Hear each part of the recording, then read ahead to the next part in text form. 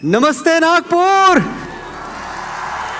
वाह, भारत माता की, भारत माता की जय भवानी, जय शिवाजी। सबसे पहले तो मैं बहुत बहुत गौरवान्वित महसूस कर रहा हूं कि आज मैं उस नगर में खड़ा हूं जो राष्ट्र प्रेम की गंगोत्री है और भारत की हृदय स्थली है। देखिए, मेरे मंच से आपकी कुर्सियां थोड़ी दूर हैं, लेकिन मैं जानता हूं कि जब एक भारत भक्त बोलेगा तो यहां मौजूद हजारों भारत भक्त सुनेंगे, बात वहां तक पहुंचेगी। मुझे सचमुच आज बहुत गर्व है कि मैं उस धरती पर खड़ा हूं जहां डॉक्टर हेडगेवार ने, हमारे आदरणीय परम पूज्य डॉक्टर हेडगेवार ने छत्रपति शिवाजी महाराज के हिंदवी स्वराज से प्रेरणा लेकर हिंदू राष्ट्र का बीज बोया था। वो बीज जो आज कल्प वृक्ष बन चुका है, वट वृक्ष बन चुका है। मैं आपकी मौजूदगी देख रहा हूं यहां। गर्व से पूरी दुनिया को बताइए कि हम वो हिंदू हैं जो वसुधैव कुटुंबकम के सिद्धांत पर जीते हैं। हम वो हिंदू हैं जो पूरी दुनिया के लिए, पूरे विश्व के लिए कल्याण की कामना करते हैं। दुनिया में और कोई नहीं है जो पूरी जगती के लिए, पूरी धरती के लिए प्रार्थना करता हो। हमारे लिए कोई अपना नहीं है, कोई गैर नहीं है। हम हिंदुओं का दुनिया में किसी से कोई बैर नहीं है। जिसमें गिरती हैं सभी नदियां वो सिंधु हैं हम।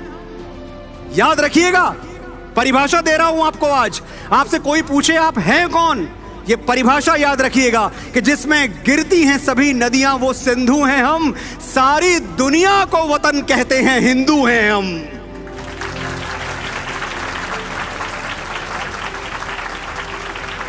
आज मैं आपकी तरफ से पूरी दुनिया को संदेश देके जाना चाहता हूं, और ये नागपुर बोल रहा है, मैं नहीं बोल रहा हूं। दुनिया वालों, जितना जोर है लगाओ, हम हिंदुस्तानियों को रोक के दिखाओ। हम 75 साल पहले नहीं रुके, जब जमीन में रेंग रहे थे, घुटनों पर घिसट रहे थे। अब क्या रुकेंगे? अब तो हमने पंख उगा लिए हैं और सैकड़ों आसमान कंधे पे उठा लिए हैं। फिर भी मुकाबला करना चाहते हो तो मैदान में आओ, हम हिंदुस्तानियों को रोक के दिखाओ। तुम्हें लगता था हम गए गुजरे हैं, बेचारे हैं। आज दुनिया के सबसे कामयाब लोगों की लिस्ट बनाओ, 10 में से 7 हमारे हैं। हमारी रफ्तार देखो। जब हमारे पड़ोसी चौक से चांद का डायग्राम बनाना सीख रहे थे, हम चांद की मिट्टी चूम के लौट आए। जब दुनिया मिशन मार्स पर करोड़ों डॉलर फूंक रही थी, हम मुट्ठी भर पैसों में मंगल घूम के लौट आए। भट्टियां कितनी भी बड़ी बना लो, हम अग्निपुत्रों के बिना आग कहां से लाओगे? जो कृष्ण की तरह तुम्हारी तरक्की का रथ हांके, वो प्रतिभा, वो दिमाग कहां से लाओगे? बैठे रहो गूगल और ट्विटर खोल के, पिचई और पराग कहां से लाओगे? हम किसानों की संतानें, मेहनत कशों की औलाद। देख लेना, हौसलों का हस्तिनापुर हम ही बसाएंगे। अंग्रेज हमारा एक कोहिनूर लूट ले गए तो क्या हुआ? अभी यहां 135 करोड़ कोहिनूर बाकी हैं। हम धरती तोड़ के निकलेंगे, आसमान तक चमचमाएंगे। 270 करोड़ बाजू हैं हमारे। आओ, हमारी ताकत आजमाओ, हमें रोक के दिखाओ। निडर होना एक ट्रेट है, एक खूबी है, एक चरित्र है जो अटल जी में भी है, जो मोदी जी में भी है, जो नितिन गडकरी जी में भी है। और ये क्यों है? क्योंकि एक बार जो शाखा में चला गया वो किसी के बाप से नहीं डरता। जो एक बार भगवा ध्वज के तले खड़ा हो गया, जिसने एक बार भगवा धारण कर लिया, उसके मन से भय हमेशा के लिए निकल जाता है। मैं ये मानता हूं कि भगवा से बड़ा भय नाशक इस दुनिया में कुछ और नहीं है। जब हम श्रीमद् भगवद गीता की बात करते हैं, असंशयम महाबाहो मनो दुर्निग्रहम चलम अभ्यासेन तु कौन्तेय वैराग्येन च ग्रहम्यते, तो हमें मधुसूदन कृष्ण याद आते हैं, राधा कृष्ण की प्रेम कहानियां याद आती हैं। और देखें, मुझे बहुत दुख होता है हम घटनाएं सुनते रहते हैं आए दिन। हमारे बच्चे यहाँ बैठे हुए हैं, हमारी बहनें बैठी हुई हैं। मैं कहना चाहता हूं कि बहुत बहुत ध्यान रखें अपना प्रेम चुनने से पहले। फूलों की तरह तुझको संभाला है हमेशा, कांटों की इबादत नहीं करना मेरी बेटी।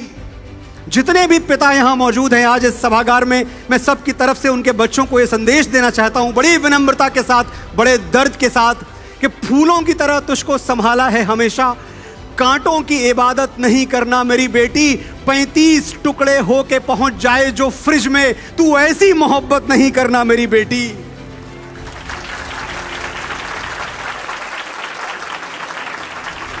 प्रेम करना है तो क्यों ना प्रेम राधा कृष्ण की तरह किया जाए। एक ऐसा प्रेम इतना प्लेटोनिक, इतना शाश्वत, जिसमें मिलना भी जरूरी नहीं था। बिन बोले है प्रेम यशस्वी, बोल दिया तो अर्थ नहीं है। प्रेम वही सच्चा है जिसमें मिलना कोई शर्त नहीं है। मुझे याद आता है जब कंस का वध करने के लिए भगवान श्री कृष्ण वृंदावन की गलियों से हमेशा के लिए जा रहे थे मथुरा की ओर, तो अंतिम बार वो राधा से मिलने आए। राधा ने उन्हें देखा तो रो पड़ी, कहने लगी, कृष्ण कान्हा, तुम तो कभी लौट के वृंदावन नहीं आओगे, मुझे किसके भरोसे छोड़ के जा रहे हो? मैं यहां क्या करूंगी? मुझे भी अपने साथ ले चलो। कृष्ण चुप हो गए। राधा समझ गई कि कृष्ण का चरित्र इतना महान है कि बिना ब्याह किए वो एक स्त्री को अपनी संगिनी नहीं बना सकते। राधा ने कहा, कन्हैया तुम भी यहां हो, मैं भी यहां हूं, ये लो सिंदूर, भर दो मेरी मांग में, बना लो मुझे अपनी सुहागन और ले चलो मुझे अपने साथ मथुरा। ये सुनते ही साथियों कृष्ण राधा की तरफ पीठ करके खड़े हो गए।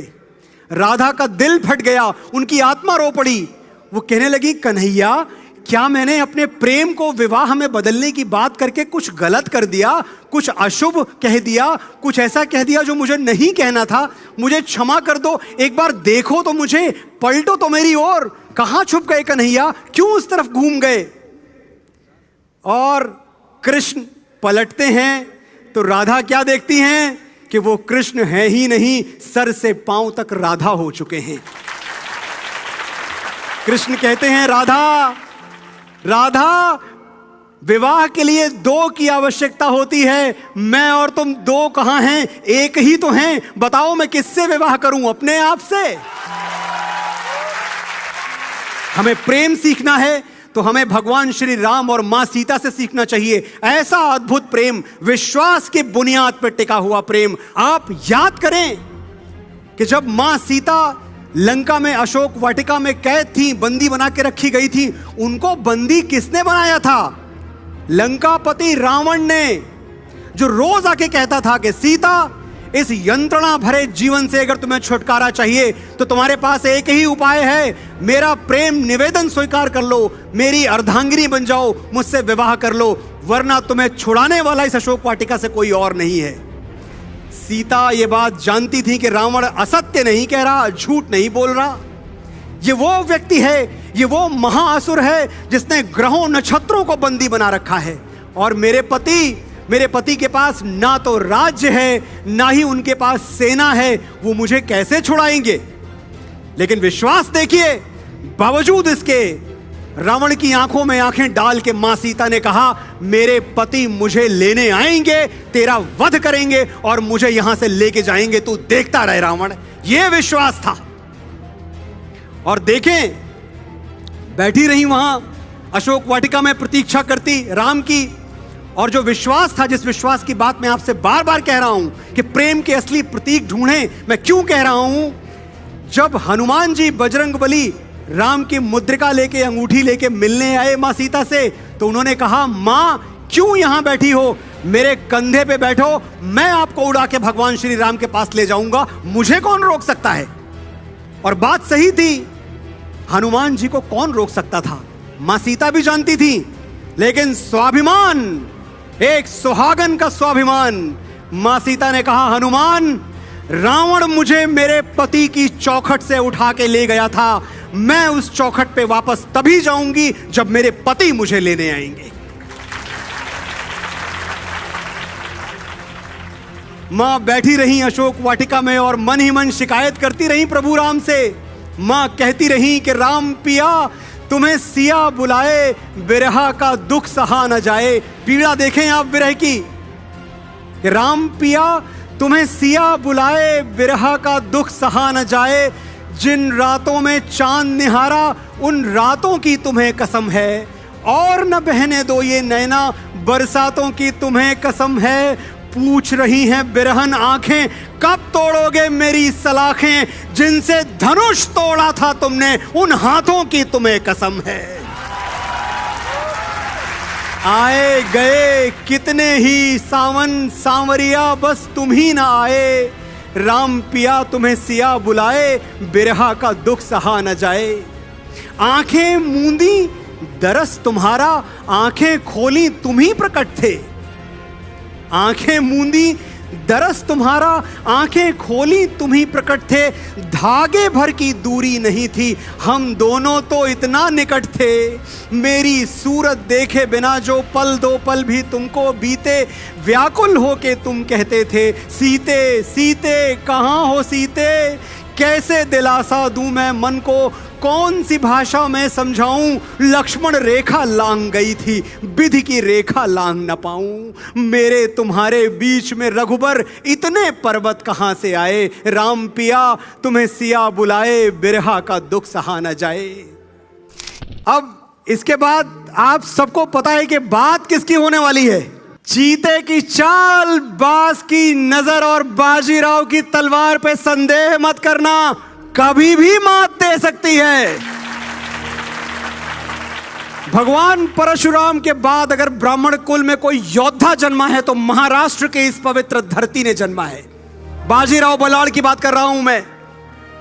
लेकिन मुझे एक बात का हमेशा दुख होता है कि हमारे मुहावरे गलत हैं। हमारे मुहावरे इतने गलत हैं कि हम जब भी बात होती है, जब भी हम किसी की तारीफ करना चाहते हैं तो हम तारीफ में क्या बोलते हैं, अरे जो जीता वही सिकंदर। ये वो सिकंदर है, मैसेडोनिया का वो सिकंदर जिसको हमारे भारत के लालों ने, हमारे भारत के सपूतों ने खदेड़ दिया था इस देश से। अब इतिहास दोबारा लिखा जा रहा है, दोबारा क्लेम किया जा रहा है, तो ये पन्ने भी जुड़ेंगे, आप देखेंगे। जिसको खदेड़ दिया वो हमारा नायक, परदेसी यवन और बाजीराव बलाड़ कुछ नहीं हुए, तानाजी कुछ नहीं हुए, छत्रपति शिवाजी महाराज कुछ नहीं हुए। मुहावरा क्या होना चाहिए, जो जीता वही बाजीराव, जो जीता वही तानाजी, जो जीता वही छत्रपति शिवाजी महाराज। मैं आगे कुछ बोलूं इसके पहले मैं ये वादा आपसे चाहता हूं कि आज के बाद जितने लोग आप यहां बैठे हुए हैं, कम से कम इतने लोग आज के बाद जो जीता वही सिकंदर नहीं बोलेंगे। कृपा कीजिए मुझ पे, बहुत बड़े बड़े नायक हैं आपके पास। बोलिए जो जीता वही बाजीराव, बोलिए मेरे साथ, जो जीता वही, जो जीता वही। पेशवा बाजीराव एक दिन भोजन करने बैठे हुए थे, तभी उनको एक पत्र आता है, बुंदेलखंड से राजा छत्रसाल का पत्र। उस पत्र में क्या लिखा हुआ था कि जो गति ग्राह गजेंद्र की, सो गति भई है आज। बाजी जात बुंदेल की, बाजी राखो लाज। बाजीराव पेशवा भोजन छोड़कर उठ खड़े हुए। किसी ने कहा, पेशवा भोजन तो कर लीजिए। बाजीराव ने कहा, नहीं, ये भोजन करने का समय नहीं है, वरना इतिहास लिखेगा कि एक राजपूत राजा ने मदद मांगी और एक बेपरवाह ब्राह्मण भोजन करता रह गया। ये है हमारे बाजीराव। और मैं जिस धरती पे बैठा हुआ हूं वो बहुत अच्छी तरह से पहचानती है, नागपुर के लोग बहुत अच्छी तरह से जानते हैं कि कौन चुनावी देशभक्त है और कौन असली वाला देशभक्त है। आपसे बेहतर कोई नहीं जानता। हम देख रहे हैं सीजनल पेट्रियट्स, मौसमी देशभक्त, चुनावी देशभक्त बड़े बड़े बिलों से निकल रहे हैं, लेकिन ये समझते नहीं है कि ये वीरों की धरती है। ये अपने वीरों को, ये अपने देशभक्तों को, ये अपनी हुतात्माओं को पहचानती है कि आंधियां नहीं जिसमें उमंग भरती हैं, छातियां जहां संगीनों से डरती हैं, तलवारें जहां सोती हैं बंद म्यानों में, किस्मतें वहां सड़ती हैं तहखानों में। शोणित के बदले अश्रु जहां बहता है वो देश कभी स्वाधीन नहीं रहता है। अब जो सर पे आ पड़े नहीं डरना है, जन्मे हैं तो 2 बार नहीं मरना है। डॉक्टर हेडगेवार के सम्मान में तालियां आखिरी पंक्ति तक बजनी चाहिए।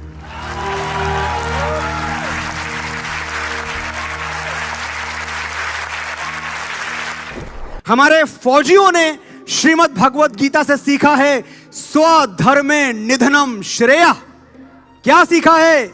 स्वधर्मे निधनम श्रेया। अपने धर्म पर, राष्ट्र धर्म पर मर मिटने से श्रेयस्कर और कुछ नहीं होता। और इसीलिए यह दुनिया का अकेला देश है जहां देशभक्ति सिखाई नहीं जाती। हमारा कोई सिलेबस नहीं है, हमारा कोई कोर्स नहीं है, हमारा कोई ओरिएंटेशन नहीं होता कि भैया इसको देशभक्ति सिखाओ। दुनिया के बाकी देशों में होता है। हमारे यहां हम डीएनए में लेके पैदा होते हैं, अपनी नसों में लेके देशभक्ति पैदा होते हैं। और इसलिए भी क्योंकि दुनिया का और कोई देश अपनी मिट्टी को मां नहीं कहता। यह देश है अलबेलों का, मतवाले यहां रहते हैं, मिट जाएं तिरंगे पर जो वो जियाले यहां रहते हैं। दुनिया में सिर्फ हम ही हैं जो मुल्क को मां कहते हैं। भारत माता की। और जब आप मिट्टी को मां कह देते हैं तो क्या मां से प्रेम करना सीखना पड़ता है? कौन सा बच्चा सीखता है कि मां से कैसे प्रेम किया जाए? मां से तो प्रेम होता है, अंतरात्मा से आता है। इसलिए हम भारतवासी इतना नैसर्गिक तरीके से, इतना प्राकृतिक तरीके से अपने देश से प्यार करते हैं। और तभी ये धरती 23-24 साल के ऐसे ऐसे नौजवान पैदा कर देती है, ऐसे ऐसे शेरशाह पैदा कर देती है जो दुश्मनों की बस्तियां फूंक डालते हैं। ये दिल मांगे मोर कैप्टन विक्रम बत्रा याद आ रहे होंगे आपको। बंकरों पे बम गिरा के बोल जिंदाबाद तू, शेरशाह हरदम रहेगा सरहदों को याद तू। फूंकता जा जालिमों की बस्तियां, दुश्मनों को क्या पता है आग की औलाद तू। क्या चाहता है इस देश का फौजी? क्यों इतना महान है? पेड सैलरी पे काम करने वाला सिर्फ एक सरकारी कर्मचारी नहीं है हमारा फौजी।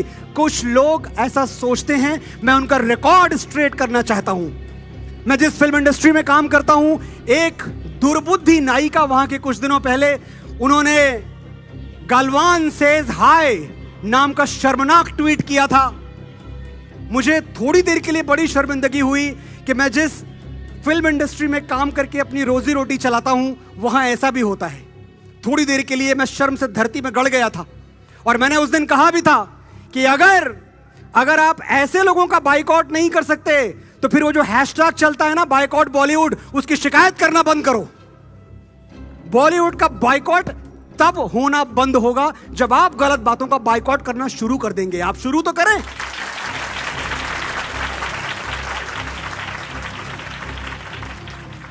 इस देश का फौजी क्या चाहता है साथियों? ओ देश मेरे तेरी शान पे सदके, कोई धन है क्या तेरी धूल से बढ़ के? तेरी धूप से रोशन, तेरी हवा पे जिंदा, तू बाग है मेरा मैं तेरा परिंदा। ये अर्ज है दीवाने की, जहां भोर सुहानी देखी, एक रोज वहीं मेरी शाम हो। कभी याद करे जो जमाना, माटी पे मर मिट जाना, तो जिक्र में शामिल मेरा नाम हो। सिर्फ इतनी ख्वाहिश, सिर्फ इतनी प्रार्थना कि जब कभी नाम लिखा जाए ना, एक सूची बने कि ये और ये भारत मां के लिए बलिदान हो गए, तो उसमें एक नाम मेरा भी होना चाहिए। और इतना लालच, इतनी ख्वाहिश, इतनी आरज़ू हर किसी की होती है। अंधा बेटा युद्ध पे चला तो ना जा उसकी मां बोली। अंधा बेटा युद्ध पे चला तो न जा उसकी मां बोली। वो बोला कम कर सकता हूं मैं भी दुश्मन की एक गोली। जिक्र शहीदों का हो तो क्यों उनमें मेरा नाम ना आए। देखो वीर जवानों अपने खून पे ये इल्जाम ना आए। मां ना कहे कि मेरे बेटे वक्त पड़ा तो काम ना आए।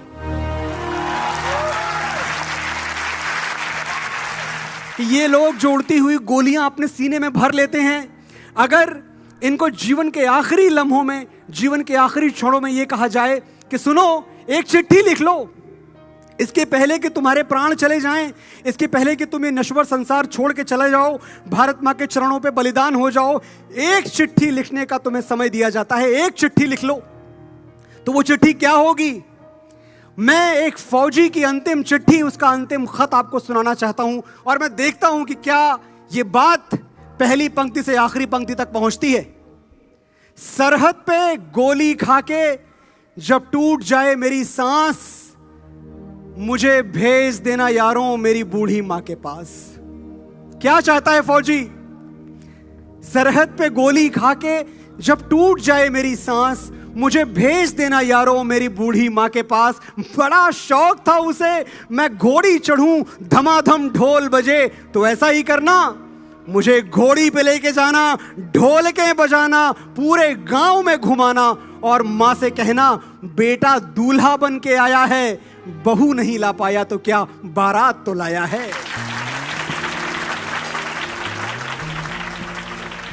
मेरे बाबूजी पुराने फौजी बड़े मनमौजी, कहते थे बच्चे तिरंगा लहरा के आना या तिरंगे में लिपट के आना। कह देना उनसे मैंने उनकी बात रख ली, दुश्मन को पीठ नहीं दिखाई, आखिरी गोली भी सीने पे खाई। मेरा छोटा भाई, उससे पूछना क्या मेरा वादा निभाएगा? मैं सरहदों से बोल के आया था, एक बेटा जाएगा तो दूसरा आएगा। मेरी बहना, उससे कहना मुझे याद था उसका तोहफा, लेकिन अजीब इत्तेफाक हो गया, राखी से पहले ही भाई राख हो गया। वो कुएं के सामने वाला घर, 2 घड़ी के लिए वहां जरूर ठहरना। वहीं तो रहती है वो जिसके साथ जीने मरने का वादा किया था। उससे कहना भारत मां का साथ निभाने में उसका साथ छूट गया, एक वादे के लिए दूसरा वादा टूट गया। बस एक आखिरी गुजारिश, मेरी आखिरी ख्वाहिश, मेरी मौत का मातम ना करना। मैंने खुद ये शहादत चाही है, मैं जीता हूं मरने के लिए, मेरा नाम सिपाही है।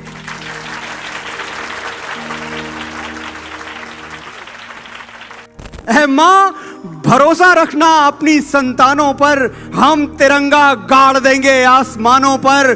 दुश्मनों सुन लो, हमें झुकना नहीं आता, तुम्हारी गोलियां कम हैं, हमारी छातियां ज्यादा। हमें पहचान लो, हम वो हैं जो तीरों पे लेटे हैं, महाभारत लड़े थे जो, हम उन वीरों के बेटे हैं। शहादत जश्न दोनों एक है अपनी कहानी में, हमें वो मौत प्यारी है जो आती है जवानी में। हमारे नाम पर ढोलक बजेगी 2 जहानों में, मरेंगे यूं कि हम जिंदा रहेंगे दास्तानों में। हिंदुस्तान को नाज होगा हम दीवानों पर, ऐ मां भरोसा रखना अपनी संतानों पर, हम तिरंगा गाड़ देंगे आसमानों पर। नागपुर, आपने बड़े ध्यान से सुना, बड़े धैर्य से सुना, मैं आपका आभारी हूं, आपका ऋणी हूं। धन्यवाद, आभार।